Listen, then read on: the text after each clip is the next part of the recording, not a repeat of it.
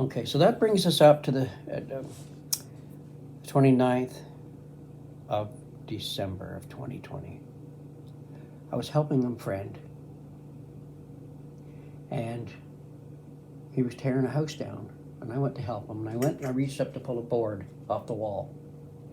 And when I did that, I felt a pop on my back and my shoulder, and my arm dropped down. It was excruciating pain.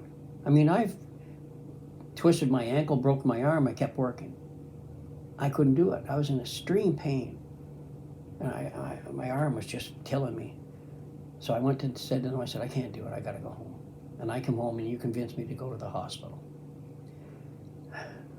So we got to the hospital. Again, we wait like 12 hours to get in. And it was New Year's Eve then, or just before New Year's. I forget exactly what day, but it was the day before New Year's Eve. And this hospital we go to, they shut down for holidays. Often they don't have doctors. So they just shut it down, the emergency ward. So they had us in a room, and I heard the nurse running and saying to I guess it was the doctor, I could hear say, yeah, there's only a couple more left, and then we can shut down for New Year's. And this fella comes in. I explained why my arm really hurt and all this, and I was expecting to get x-rays or whatever, but he talks to me and he reaches over and he says, okay, we're going to lift your arm up.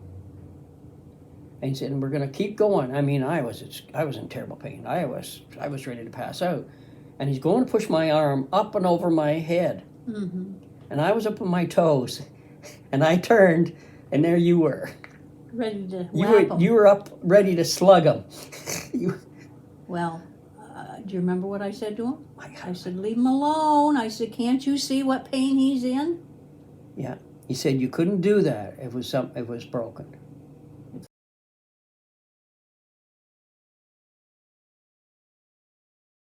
There was something really wrong. Yeah, he said, what I'm going to do is give you a prescription for anti-inflammatories. I still have the prescription.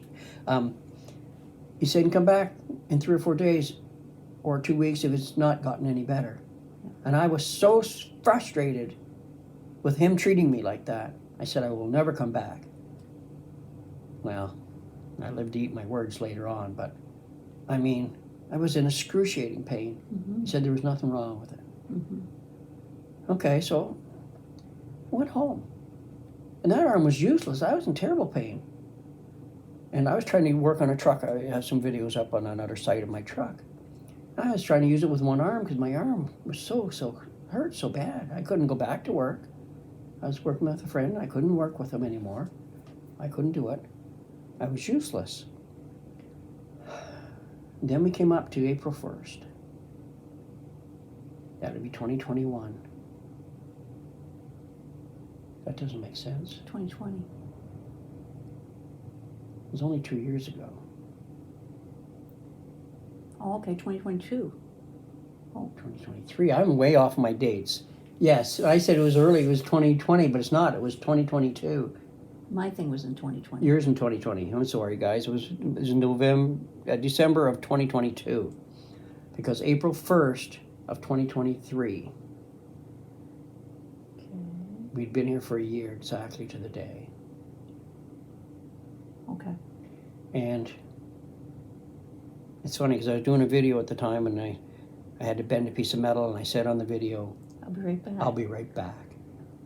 I walked across the front of the house in the yard here, and it's a little rough, so I stepped in a little indentation. And oh my gosh, I was in extreme pain. By the time I got in the house, it had built up that I thought I was going to pass out with pain. It was unbelievable.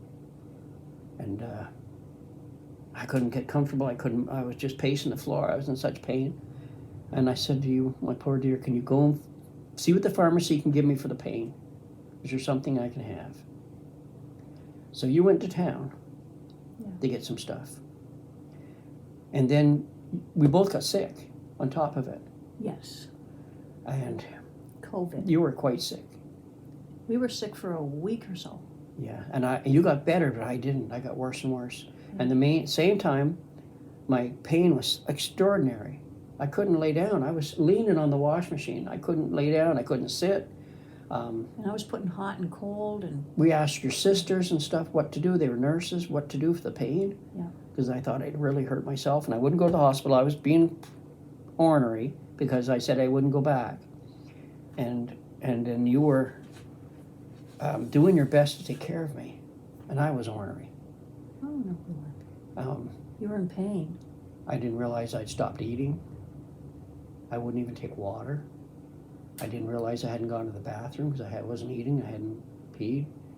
And Well, I was trying to take the pain away. I was putting hot and cold every 30 minutes. I was alternating, and I think I put frankincense on your back. you I'm not tried sure. That oil was packs later. and turmeric packs and all kinds of stuff. You were doing Yeah. whatever you could for me. And it was getting worse, and the pain was getting worse. I hadn't slept in 13 days. Yeah. I hadn't drank or ate in 13 days. I had lost 20-some pounds. Yeah. And I finally just collapsed. And I said to you, I wouldn't take water on my lips even. I couldn't swallow anything. And I was gotten weaker and weaker, and I finally just said, And you wouldn't go to the hospital. I refused to go to the hospital. I refused Anyway. because what they told me, the way they treated me. I said they were just going to send me home again. Said that I'd hurt my back. Yes, the back thing. You forgot the back No, thing. no, we're getting up to it. Oh, okay.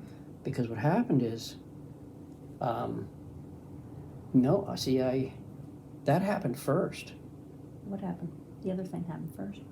Because I'd gotten so bad that I collapsed on the bed. And I said, I remember that. and I told you to let me go.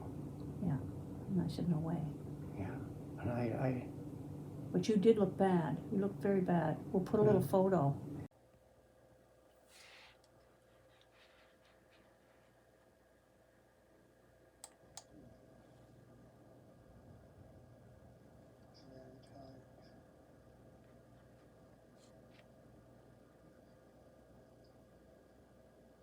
and I'd realized that I was leaving this world. I was done. I couldn't fight it anymore. And what happened next has changed my life. Now, what happened next is I never told anybody for 3 months. I didn't even tell you for 3 months because it just rocked my whole world and I didn't understand it. Mm-hmm. So what I'm telling you now, I've got to remember that nobody was told this for 3 months. I left my body. And I left my body and went down through the bed, down, through the ground. It's strange because I could see myself, I could see my body, I could see you. You were upset back and forth and praying and yelling and doing stuff, but I went farther down. And I entered to what I guess I realized was hell.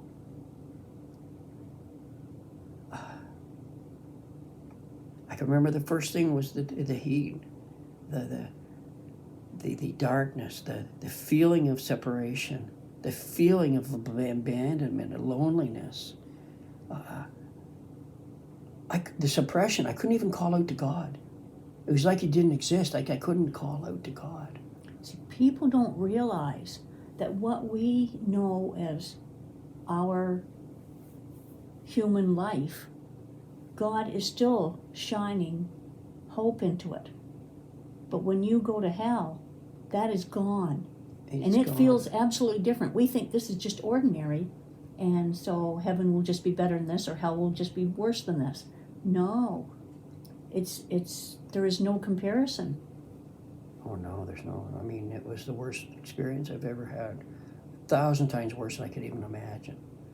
The things that I saw there, the levels, every level I went through was these dark areas.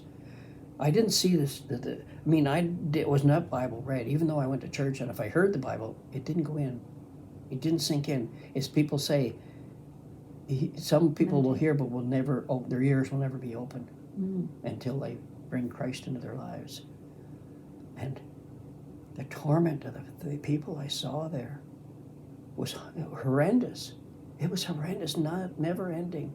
And it was strange because it was so dark, there was no light, but I could see. I think it was meant to see, but I didn't know that at the time. And I felt like that was it. This is where I was going to be for eternity. There was no changing anything. This is it. This is what death was. And I was devastated. And they would take me down from layer to layer, and I was worse and worse. And what I saw was, your worst fear is what you would do to somebody else, and their worst fear is what they were doing to you. And they would tear you apart, and they would start over again. I mean, there was never ending to it. It's just never ending to it. Over and over and over. There was no rest. It was just, just give me a second. And this went down and down, and this went on for, for me, it seemed like hours and hours and days. And I guess I was only gone for minutes that I know of. But it was just, I thought, and they kept saying, this is where you are, this is where you are. And they brought me to this other place, which was odd. And they were all, I'm going to call them demons. They were taller than us. Skinny, their leather was dry, was thick like leather. And their legs and arms were skinny and scrawny, and they screamed at us in a high-pitched scream all the time, and growls and snarls. And you just hear terrible noises, just like if, I don't know. And then they took me to this other room, which I found, like a room, it was a cave or whatever, but then it was bright. And I don't understand. I don't understand. All I can tell you is what I saw. And I don't know what the Bible says, or what other people say, whatever people seen. I've never even heard a near-death experience until this happened. I had no idea until I took months and months after researching all this, because it upset me so.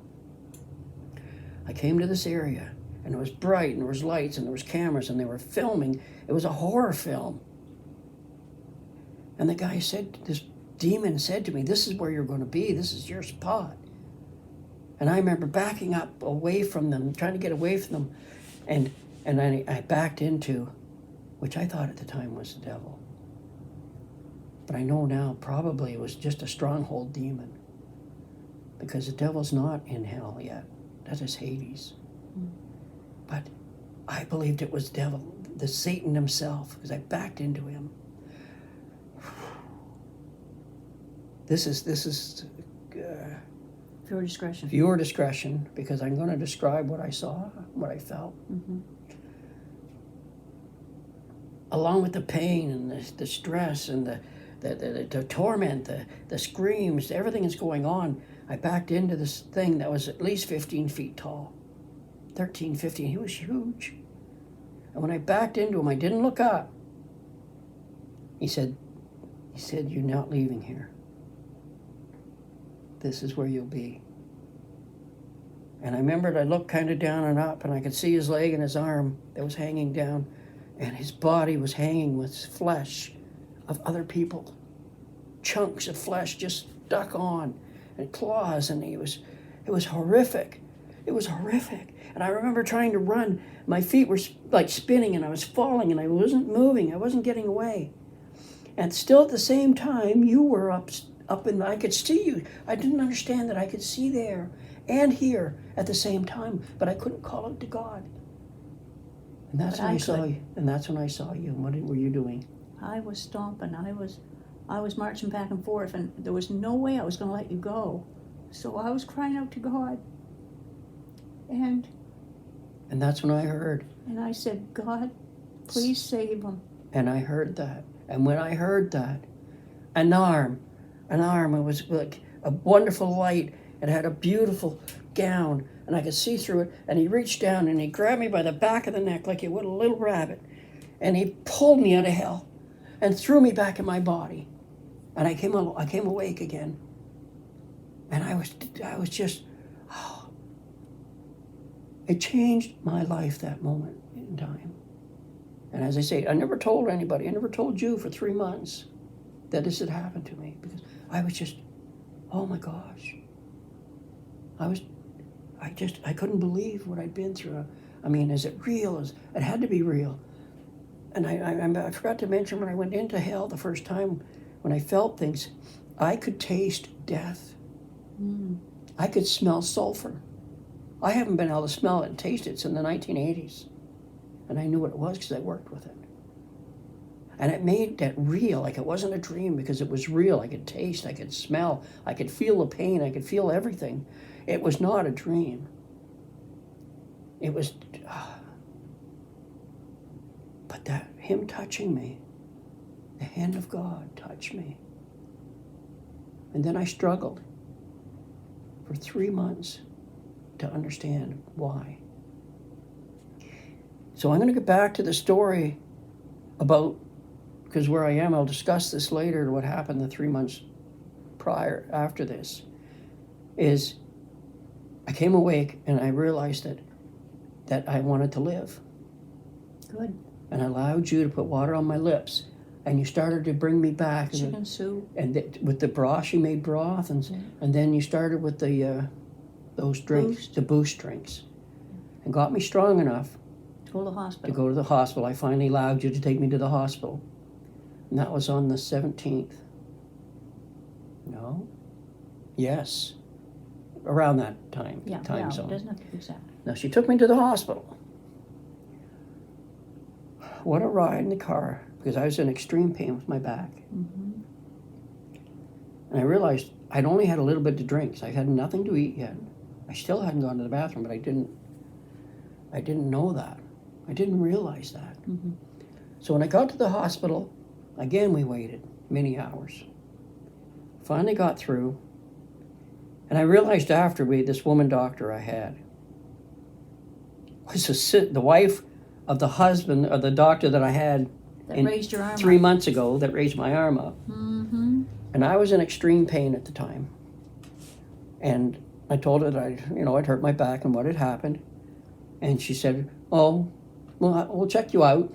And she took her hand on my stomach, another hand on the back of my head. And she bent me over and said to touch the floor. Mm-hmm. Oh, my goodness, I screamed. And she said, oh, you've just herniated your back.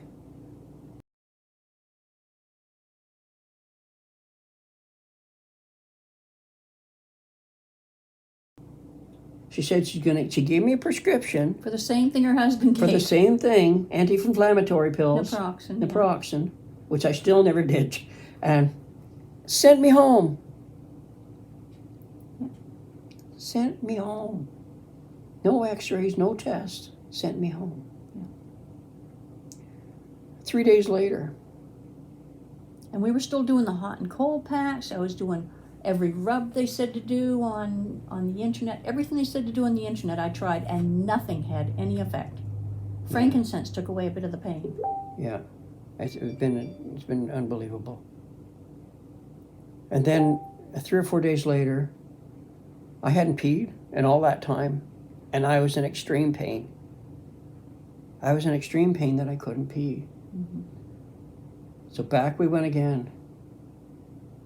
And we went back, and she did some kind of test on me and said, boy, oh boy, your bladder's full. Mm-hmm. They were going to, and then she was going to do a prostate check. Oh my goodness. I mean, being that full, my bladder hadn't peed in so long, she went to give me a bladder test, prostate check. And I remember she did it, and she said, she came back in a few minutes, she said, oh, by the way, we're going to have to put a catheter in to drain your bladder. And by the way, you have a bouncing baby prostate. I was not in the mood for jokes.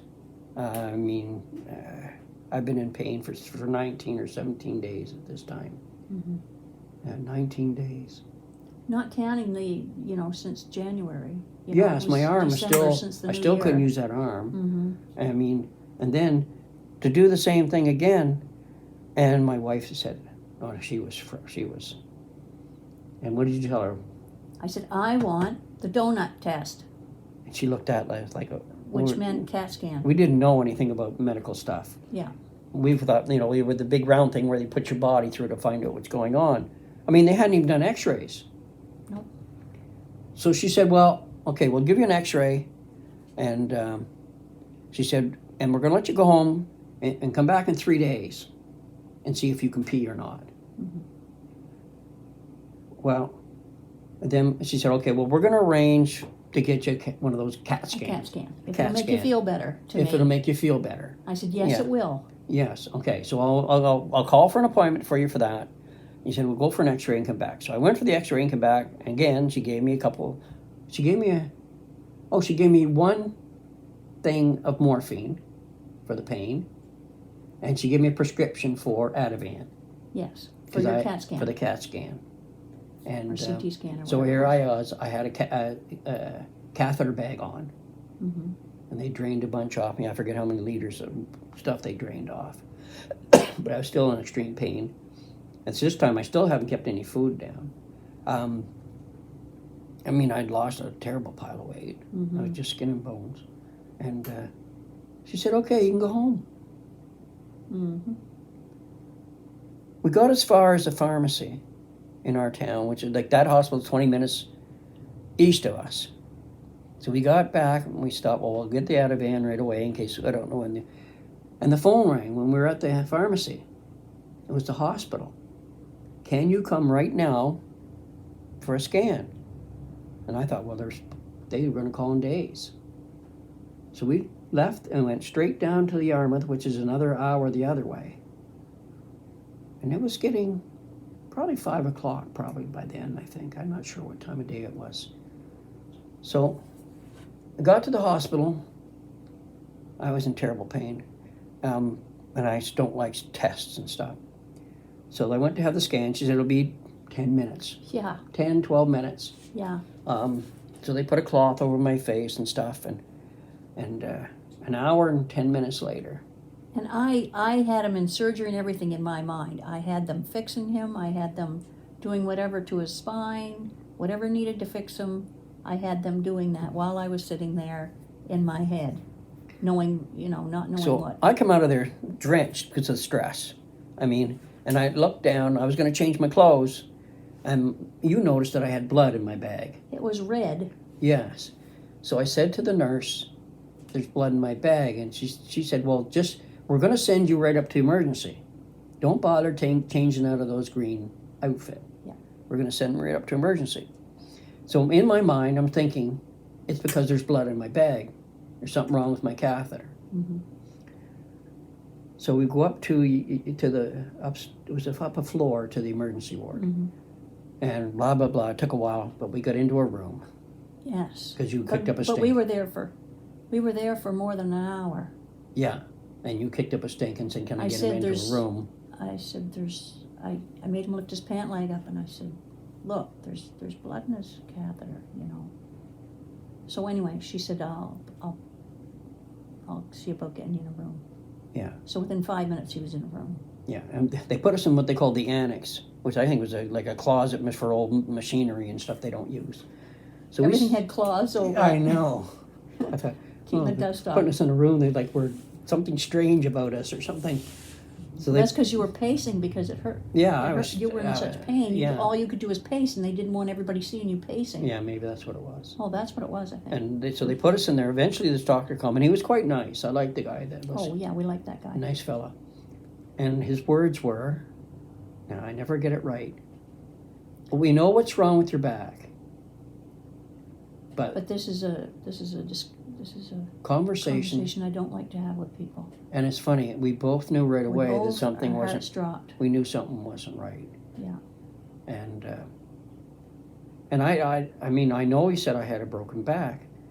Then the rest of it, because I know he said 4-stage terminal cancer, and the rest of it, if you ever seen the Peanuts cartoon, it was blah blah blah blah blah blah blah blah blah. I remember not a word he said after that. He was telling us stuff, and it didn't register. When somebody tells you got a terminal 4-stage cancer, and I was never sick until this happened, I thought I'd hurt my back. And you went in the hall with them after. I was still pacing the floor trying to get soak this in. Yeah. And what did he tell you? Now, didn't they take your catheter out or something? Not yet. Okay. Yeah, I went out after him into the hall, and I said, I said, how much time does he have? And he said, days, maybe a week or so.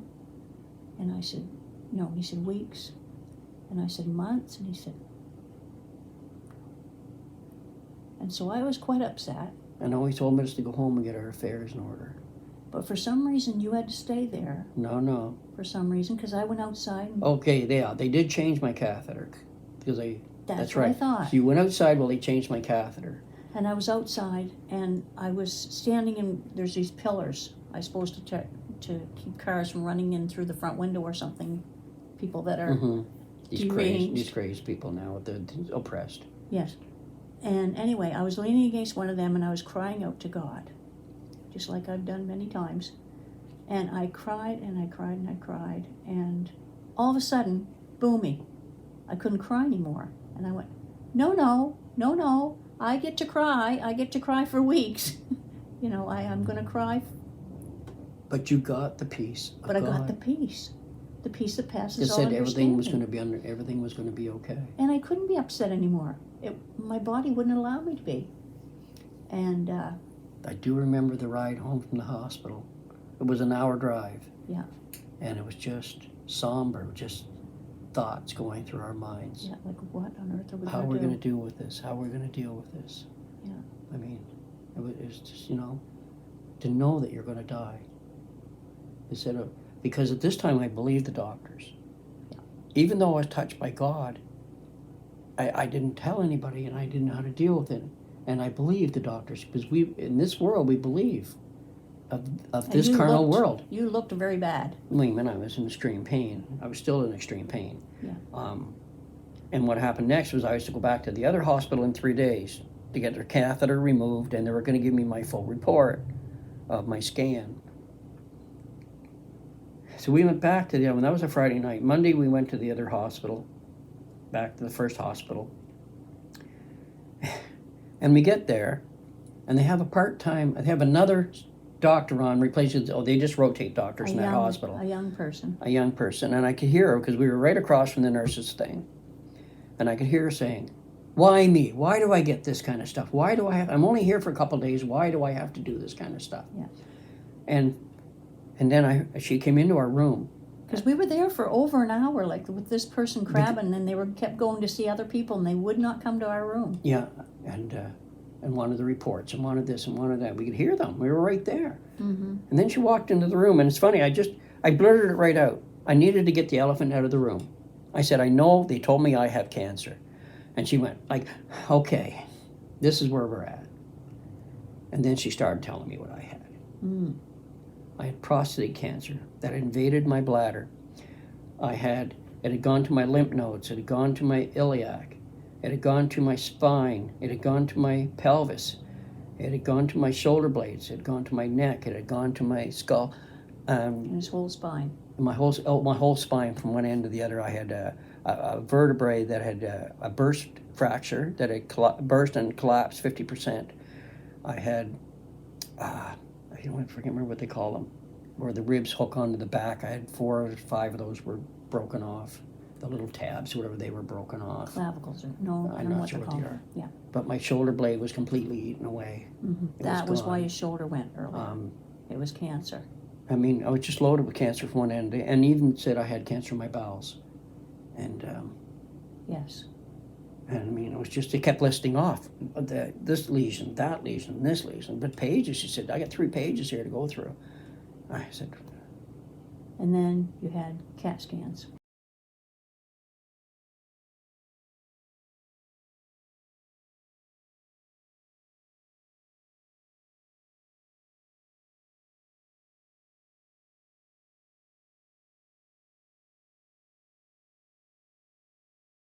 Then they took my catheter out. Oh, yeah, because they said, okay, go and have a drink. And we went to Tim Hortons, got a ginger ale or something, and come back in 2 hours or something and see if I could pee. I couldn't. So they put the catheter back in. That started our trip. Do you want to continue on this? No. Better cut it there. Okay.